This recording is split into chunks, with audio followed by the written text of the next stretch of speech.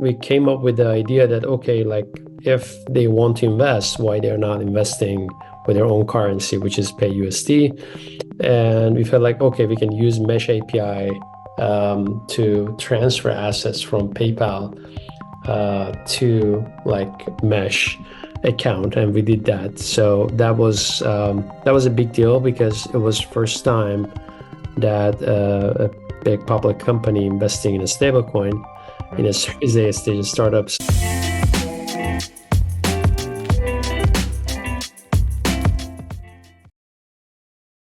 This content is brought to you by VeChain, which is a leading enterprise-grade Layer 1 public blockchain spearheading a digital revolution from a sustainable, highly scalable smart contract platform.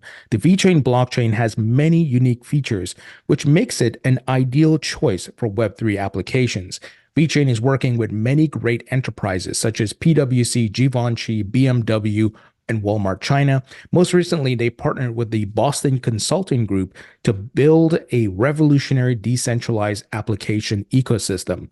I'm a big believer in this project. I have been since 2018. I've been a VET token holder for years.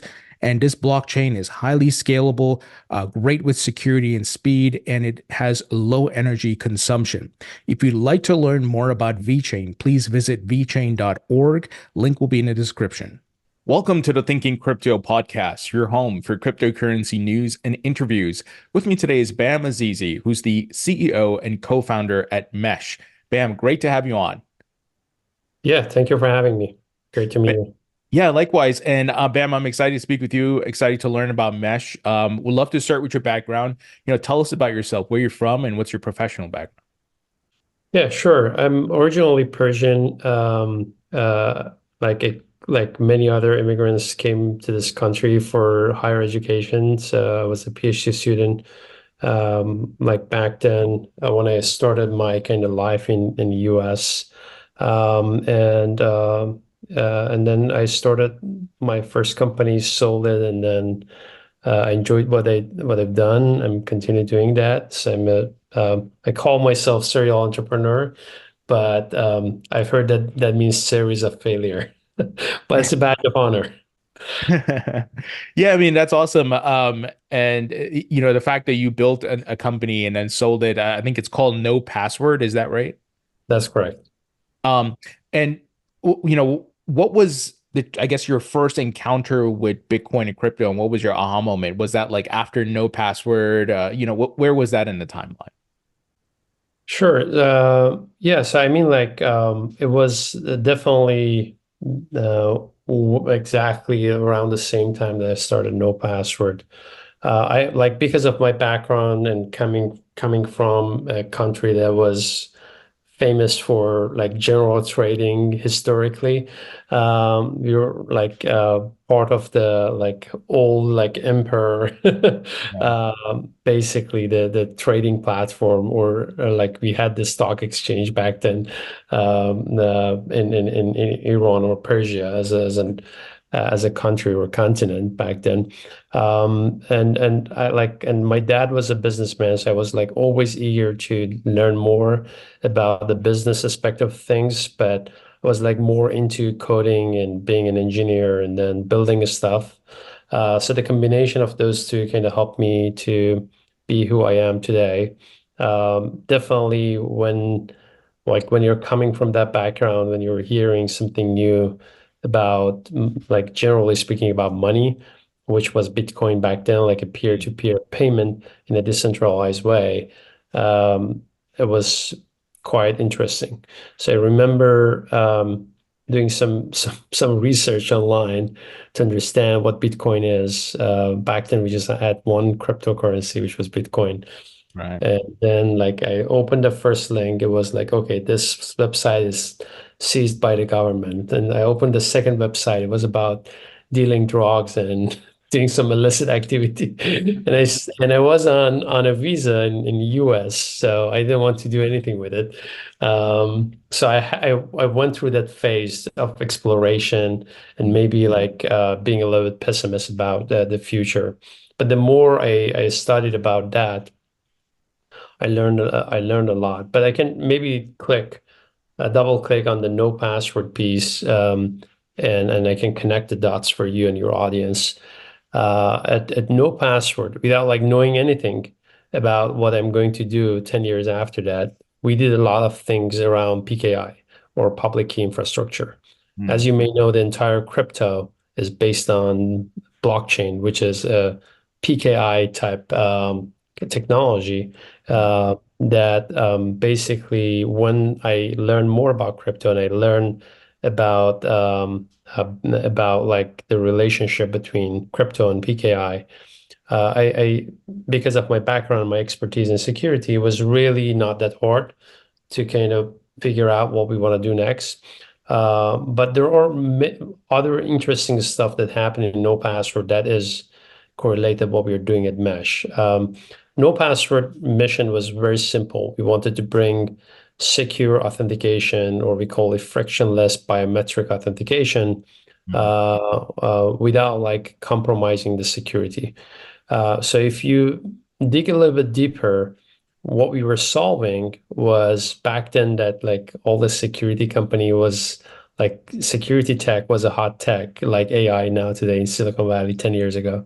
right. So everybody was talking about additional factor of authentication. They wanted to add Mm, basically you enter password, you enter your text message or OTP or TOTP, and on top of that, you prove like you own some sort of a device. They call it what you know, what you have, what you are, which is the biometric aspect of it. And I felt like this is a little bit too much of friction for an end users from experience perspective. So we thought like NoPassword, like a password-less authentication, could solve that without like compromising the security. Now, if you look at crypto today, you're kind of solving the same problem. Everybody's talking about the upside of crypto, but little we are hearing about how we can make it so user friendly that is no-brainer for everyday people to use it. You still need to be one of like either a tech pro or crypto pro to be able to kind of own piece of crypto.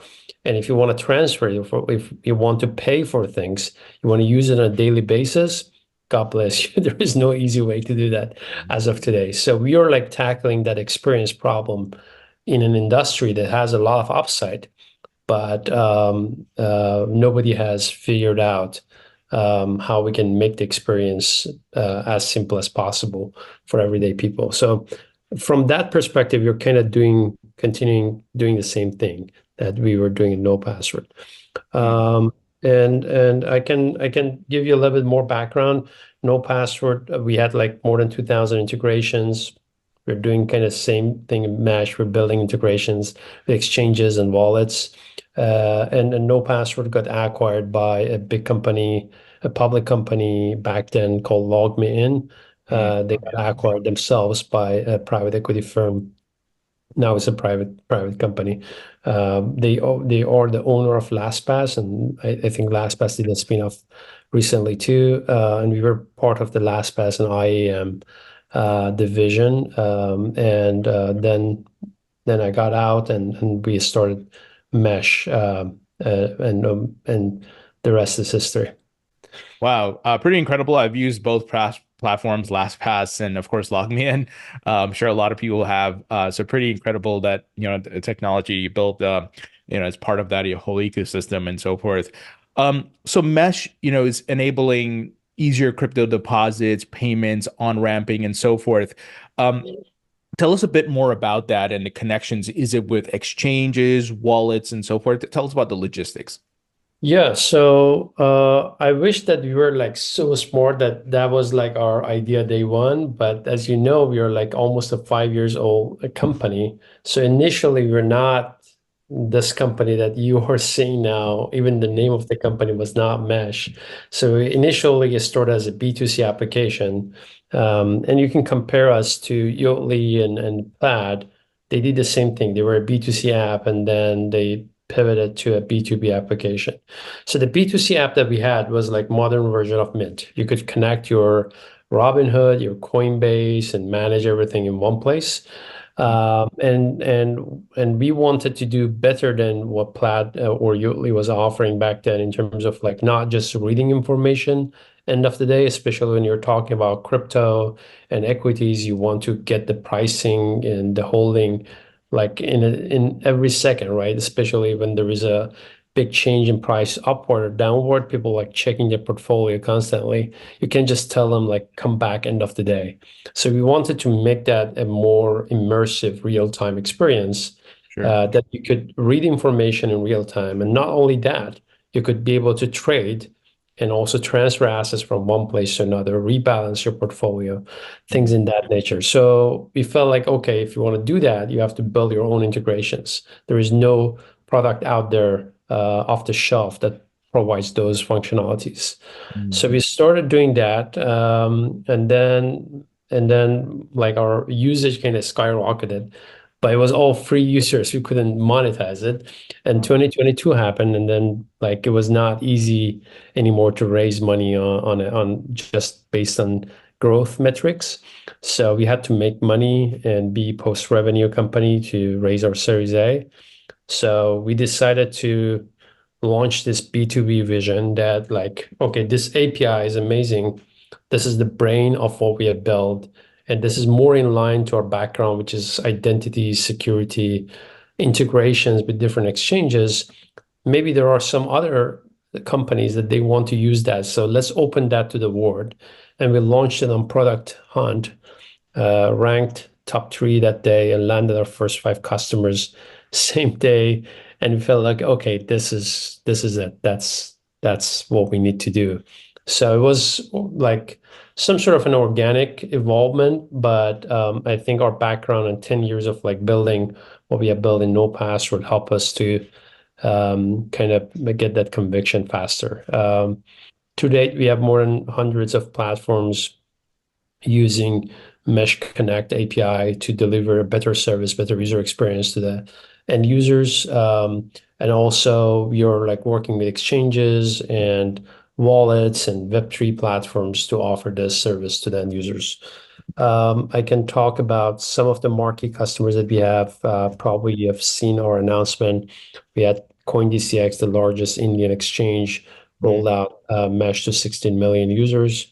Recently, MetaMask rolled us out to 30 million monthly active users that they have. And then we were like talking with other big names as well at the same time. So we're just at the beginning of, and we're a Series A stage startup, and we have a lot of great announcement coming up. That's awesome. So, for the folks listening, and who maybe are a bit new to crypto, is this technology running behind the scenes, that they don't even know it's there, right? Like the integration with MetaMask and so forth. Is that the gist of the platform that is running behind the scenes to make things more seamless? That's correct. Mm. So we are a B2B service. So we work with platforms that they are working with end users and customers. So the more integrations we have, the more customers we have, the more coverage we'll have for the end users. But even though we're B2B, it's not all behind the scene like Plaid. Like you have to connect your accounts through us. So there is some user experience exponent as well that basically help users to connect their accounts and move assets faster and easier and better. Right now, if you want to, let's say you want to pay, like everybody's like adopting crypto now, you want to pay for your coffee with your assets in your Coinbase account. Mm. Even if, like, let's say Starbucks or any other coffee shop accepts crypto, there is no way, no easy way for you to pay for that. So the way it works is you have to scan a QR code, copy a wallet address. If it's Ethereum, like good luck. You have like there are hundreds of L2s that you need to pick one. And Right. if you just miss one bit of it, then you lost your fund. And then on top of that, you have like if you're doing everything manually, there would be more rigorous checks by exchanges in terms of like making sure you're sending money to the right people, to the right person. We can streamline the entire process with one click. So if you think about it from end user's perspective, We're just enabling new use cases that was not possible to do previously. Yeah, for sure. And I saw that obviously we talked about MetaMask and some of the other wallets. You're working with both exchanges as well as self-custody wallets, right? So that's great. So you're tackling both sides of the aisle. With regards to the exchanges, does that include both decentralized exchanges and centralized exchanges? Yes, so we really don't uh, judge where like users own their assets. We want like if you look at the crypto industry and compare it to the banking industry. So initially, banks they were like the best place you could store your assets. You could like it was a safe place that you could store your money. But if you wanted to go from one estate to another, you had to carry your own money. And then banks started like building branches, so you could go to another branch and ask for money, and then they would check your account and give you money. And then banks started like talking to each other. And so you could do like ACH wire and payments and things like that in last like 30, 40 years ago, of like history. But this kind of happens at the same time, history repeats itself in the crypto industry. So in the last 15 years that crypto was around, we were like the whole industry was focused on building the best in class custodial services that you can hold your assets either in a centralized exchange or on a decentralized self-custody wallet, like companies like Ledger, MetaMask, so on and so forth, and without like feeling like your assets are at risk. Now it's time to connect all these little islands, and Mesh Connect would be that connectivity layer that connects all of these isolated islands, so we can freely move assets from one place to another. So that's kind of what Mesh brings to the table. And if you think about it from that perspective, we want inclusivity as much as possible, right? So we want to work with different type of assets, different type of tokens, different type of chains, different type of exchanges and wallets. We really don't care about like what you do as a customer or as a partner. If you have end users and you help people to hold some sort of a valuable asset, you will like to be able to talk to you and partner with you and work with you. For sure. Now you mentioned, it doesn't matter the asset. So I'm assuming you support the majority of the crypto assets out there, including maybe the top 30, 50, or whatever the exchanges may support or these wallets. Yeah, so you know that there is a 80/20 rules. In this case, it's Mm. just like if you have 40 tokens and 15 network that we have, you basically cover 99% of the volume. But we are not going to stay there. We are going to add more based on the request. But we have the majority of like top wanted chains and networks. Mm. Now, you got an investment from PayPal, I believe, 5 million of the PYUSD stablecoin. Tell us about that fundraising and how it came about with PayPal. Yeah, so that's very, very interesting. Of course, PayPal is very bullish on crypto. It is definitely a big sentiment and validation for us as a Series A stage startup, a public company with the amount of power and connection uh, comes forward and wants to invest.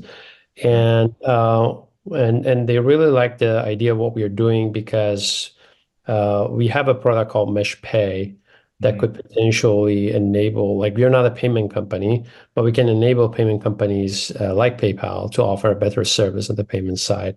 Mm. And they have launched PayUSD or PYUSD last year as well. So they are like super bullish on stablecoins and payment use case. So we wanted to kind of leverage that in our platform, and then we came up with the idea that okay, like if they want to invest, why they're not investing with their own currency, which is PayUSD, and we felt like okay, we can use Mesh API to transfer assets from PayPal to like Mesh.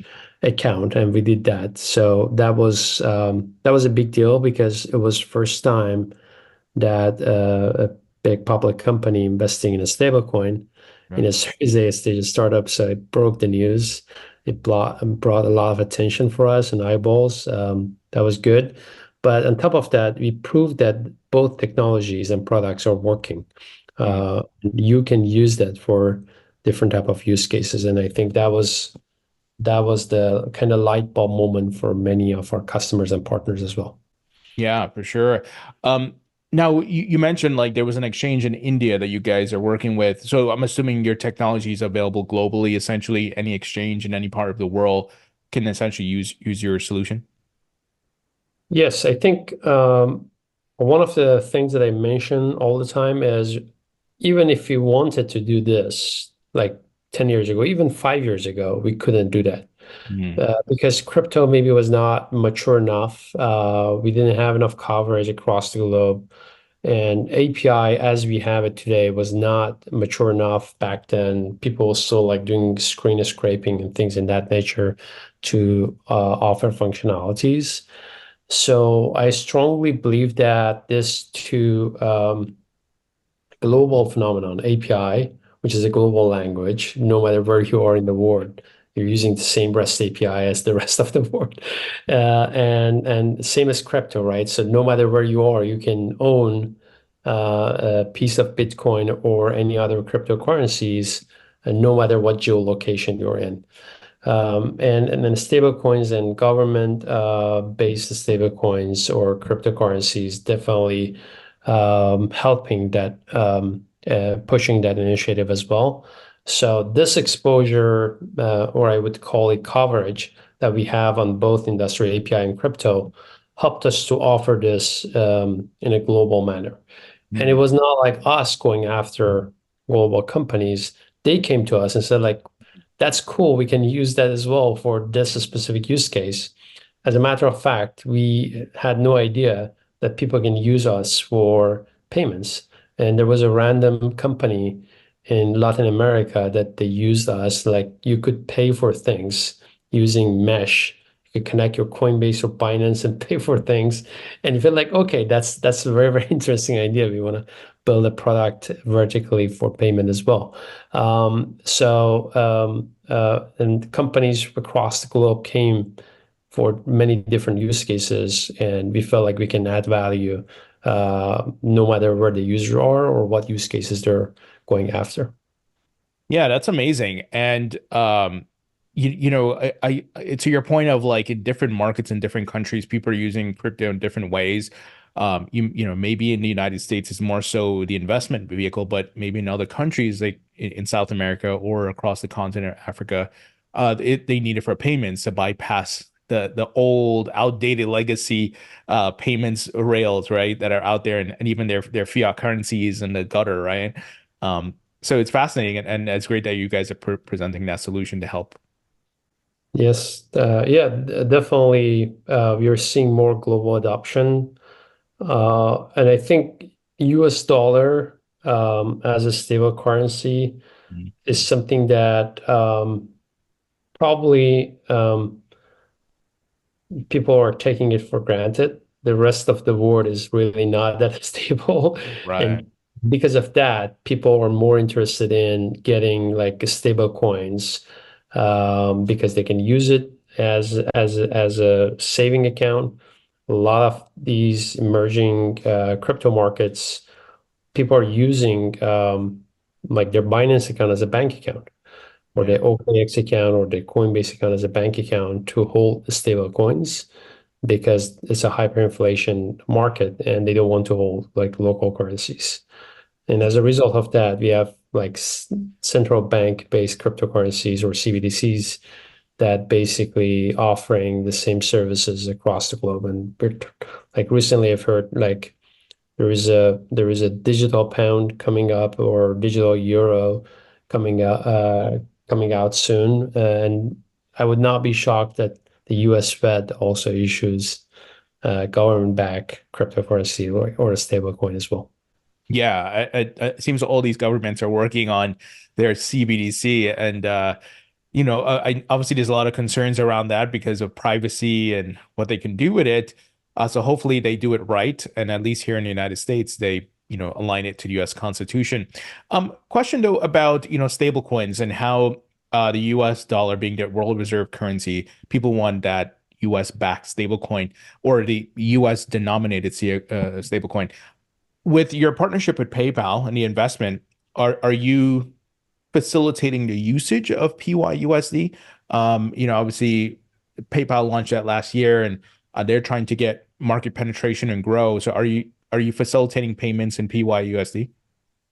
Yes, we're working closely with the PayPal team, and there are many different use cases that we can leverage Mesh and PyUSD to offer that. But we're asset class agnostic. We are working with other stable coins as well, because if you're thinking globally, like PyUSD is not available across the globe as of today. But of course, because of our close relationship, whenever they are available, that would be our like top choice. So, obviously you guys got a lot going on. I'm sure you're ramping up globally with different exchanges, different wallets. But what else is on your 2024 roadmap? What can we expect later this year?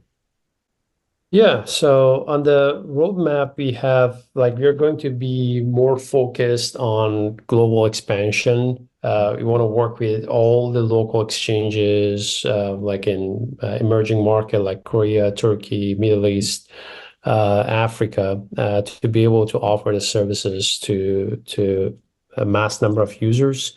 We just launched our product called Mesh Ramp, basically no KYC ramp.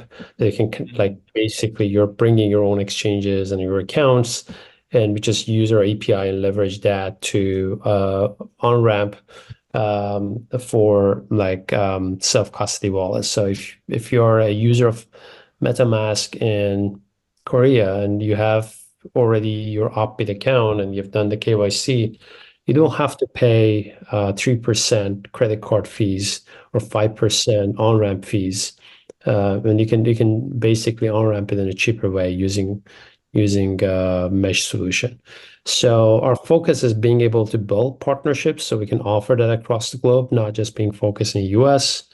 And our platform helps our customers to be more compliant, more secure, and follow the regulations depending on where they are. We can definitely help them to understand their customers and their customers' need better. Mm. And it helps them hopefully to kind of detect many illicit activities that they cannot do that now based on the manual like transfers and deposits. So we can add a lot of value there. So we're like focused on three core products that we have today: Mm. Mesh Ramp, Mesh Deposit, and Mesh Pay. And launching a product is one thing, like evolving it to like finding its true places are different things. Of course, we're going to build many different products this year, but these are like top three focuses for us. Sure, yeah, yeah, that makes sense. I forgot to ask you earlier, but tell us about the security. Like, how are you? What approach are you taking to security? Because I'm sure that's going to be a question that comes up to folks, right? And that is often a question within crypto because we've seen different hacks, exploits, and all these things. But what are the steps and guardrails that Mesh has in place? Yeah, so because of our security background from day one, we wanted to make sure that we are offering a zero trust platform to our customers.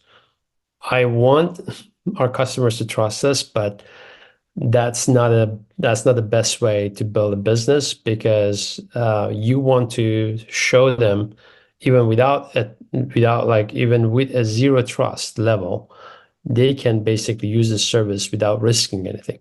Mm. So that's the whole like meaning of zero trust like term, and we wanted to offer that from day one.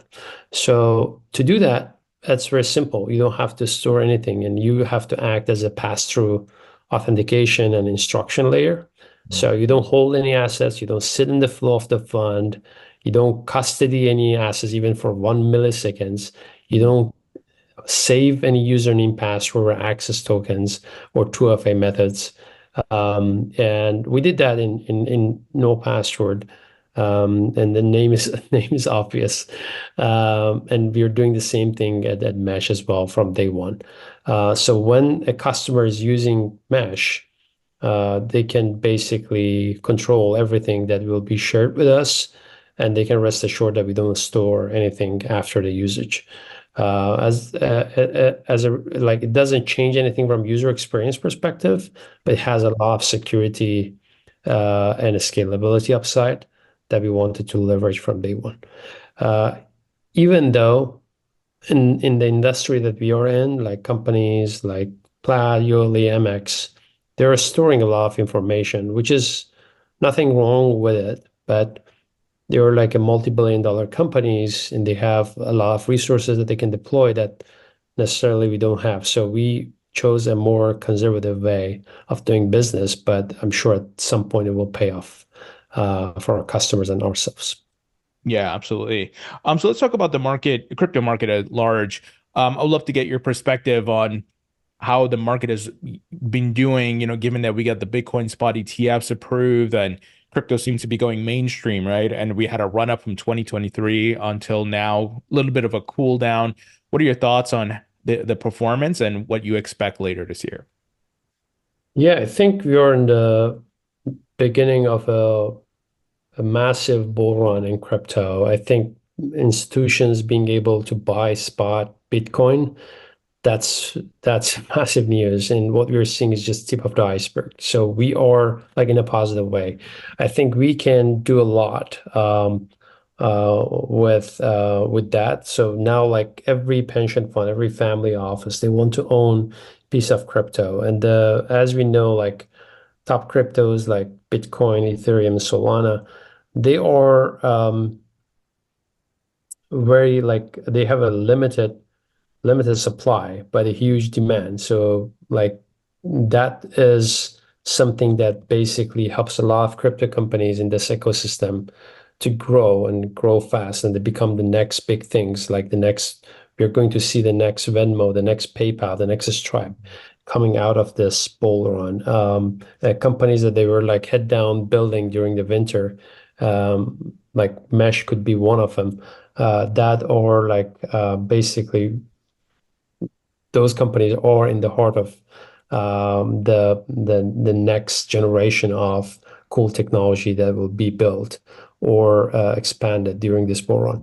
The other thing that we are seeing a lot is like on top of like we're seeing like money or the center of crypto or the mecca of crypto is going from Silicon Valley to Singapore to New York to Dubai, where like all these big hedge funds and family offices and and financial institutions are there. So that's a huge sentiment for crypto as a technology.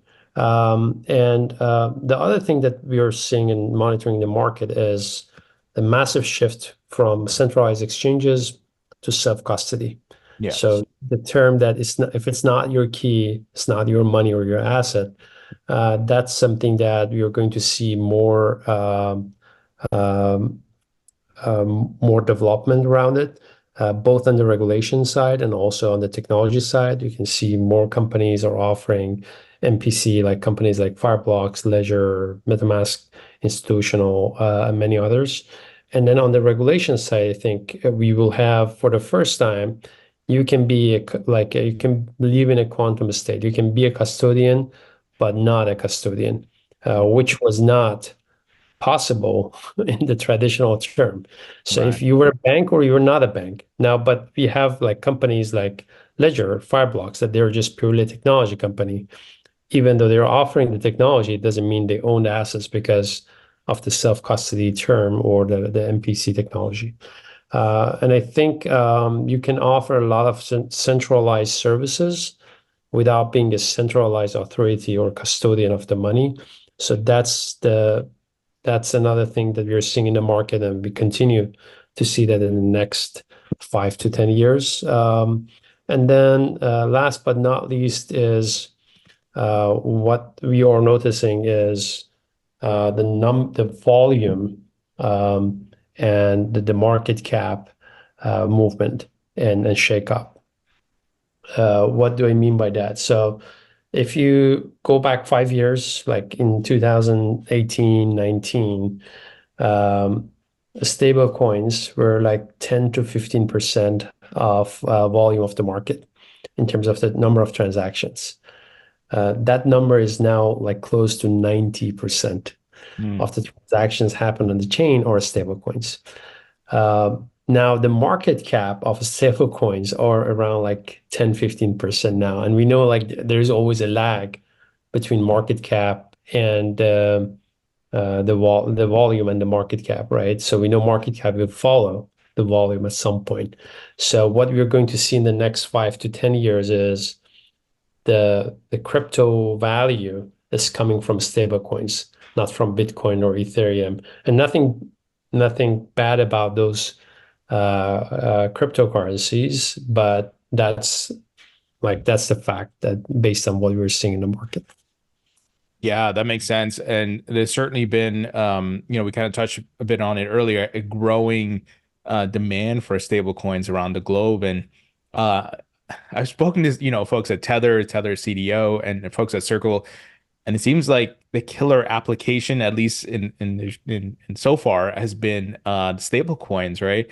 Not to say there aren't other real world use cases and applications for different cryptocurrencies, but stable coins are big, and shows that people really need them, especially around the globe. Um, what are your 100%. thoughts? Well, sorry. What are your thoughts on tokenization? There's a lot of talks about this, different blockchains working with different institutions. BlackRock is tokenizing on Ethereum. Larry Fink, CEO of BlackRock, has said this is the future of finance. What are your thoughts on that? 100% agree with Larry on that. I think every single asset on the planet will be tokenized. Hmm. It's going to take some time, but that's going to be the future. And here's the reason, because we realized it took us like 15 years to realize that blockchain is the new cloud, right? So when like 20 years ago, if people were talking about cloud, everybody was like laughing, like I have to own my own server, I have to have my own identity, I have to have my own like basically audit trails and check and balances and policies to make sure that nobody hacks me. Like, what do you mean? Like, I can just host everything, all of my data should go to somewhere that I don't have access to. And you went from that to now everything is kind of run on clouds. Yeah. And people don't have any more cost efficient way to manage that. The same thing will happen with blockchain. So it's a global ledger. It has some downside, of course, but we're getting better and better every day. But the upside is you don't have to make it interoperable. It is interoperable by nature. Hmm. Anybody can have access to that. You can build your own logic on top of that. You can build your own layer on top of that if you want to. And everything is democratized, and like all the developers know about blockchain. There is no learning curve if you're building technology. So you can hire 10 developers, and from day one, they know what they're doing. They don't need to figure out what's your existing systems to be able to build a ledger system or interoperability for you. So that's why if you're thinking about holding an assets or transferring an assets, both of these two are already democratized by blockchain. Hmm. Why should you build your own ledger system anymore? Why should you build your own accounting system anymore? Why, like you can get that for free. Like there is no reason to build that, and you can safeguard it. You can make it more secure. You can make it less accessible if you want to. And as a result of that, from economic perspective, it doesn't make sense to not tokenize an asset. Like you can sell a fraction of wine now if it's tokenized. You cannot do that with a physical asset if it's not. So what we have seen on NFT was just a proof of concept. Yeah. And I know there are a lot of bad players there. There were a lot of bad type of hypes, but that happens in almost every single industry. It doesn't mean the tool itself is a bad tool. And what NFT has proven that this could be the future of asset management, and that's why I believe and I agree with Larry on that part. Yeah, for sure. So, with that said, and as tokenization becomes more prominent throughout the globe, and whether it be real estate, bonds, stocks, whatever it is tokenized on a blockchain, and let's say some of these crypto exchanges can hold those said assets, right? Because it's fractionalized, they can offer some of it. People can invest in it and hold the tokens, and it's minted on the rails, the blockchains that you already support and are already part of these ecosystems like Ethereum or any of the layer twos on Ethereum or Avalanche or whatever it is Mesh preparing for that, that you can handle those transactions as well? 100%. We are, by nature, we are asset class agnostic. By nature, we are chain agnostic, brokerage agnostic, currency agnostic. Mhm. API is API. Like, and no matter what type, like if we were a custodian, that would have been different. But because we're just simply an instruction layer, a connection layer that connect things to each other, we have a lot of flexibility.